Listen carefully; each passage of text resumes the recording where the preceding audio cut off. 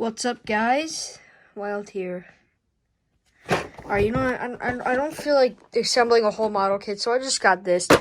Already cut off the tape. Sorry for the satisfaction ruiner. So, we shall now proceed. Oh! This guy feels a little cold. Assembly required. This is a little tough to just plug in casually, so you know what? We're going to just attempt to... Okay, yeah, I'm gonna need to do this off camera. I am not going to describe to you how much pain and effort it was to get this freaking butt plate on. One more thing we all need to assemble here, and it's this little jetpack, and it's actually super easy. And it clips in, and it's pretty easy. And could have just invented it to make it easier to attach the... So we also have a little more things to do. Don't worry, this is the last of it. This one's also very easy to assemble. Now this figure is actually really, really freaking good. But if you are going to take it out like me, just be careful because... Yeah, this guy is really sharp and it's hard to handle. And it was a pain in the butt to get this little butt plate on because it was so sharp, especially right on the side skirt. This guy is pretty accurate to the Iron-Blooded Orphan show, just without the battle damage. Honestly, I could go in there and repaint it myself, but I don't feel like it. I'm lazy. Accessory time! He comes with this mace, a katana. And lastly, he comes with two of these little grabby hands, which are pretty easy to snap right on. For the mace, just get him into a good pose. Just literally slide it in his hand. There we go. And then do the same thing with the other hand. There we go. This is actually really cool. This guy is really sturdy, and that's pretty good because it's good for some posability.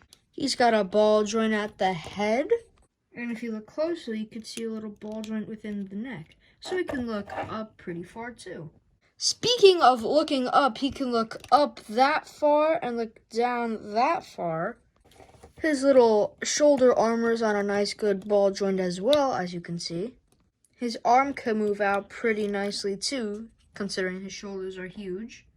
He's got a bicep swivel, double bend at the arm, a swivel at a wrist, probably because there's a ball joint within the wrist as well. His lower body area is also on a nice good ball joint. It can ab crunch that far back and arc his back that far back. These little side skirts can move, oh no, they can move up that far so that he can kick really kind of good actually. There's some double hinge joint at the knee so he can really do a nice little knee pose. We got a ball joint within the foot which allows him to pivot really not that good, but he can move his foot down not really that good, and he can move his foot up not really that good. And then the previously mentioned side skirts are on a nice little hinge joint and can swivel. Same things with these ones, but can't really swivel them. Forgot to mention, the katana handle is curved at an angle, which makes it really friggin' difficult to get the katana in the hand, but I'll get it off camera because I have to do everything off camera. The katana does actually look pretty good. His final accessory is this little clamp. This is actually just some dumb stand adapter for a stand I don't have. But yeah, this guy is actually a really good figure, and I'd recommend it for any non-model kit Gundam fans. Hey, I know I'm recording this late because I posted this, well, I made this after this video. The review for that guy was supposed to be, you know, before the review for this guy.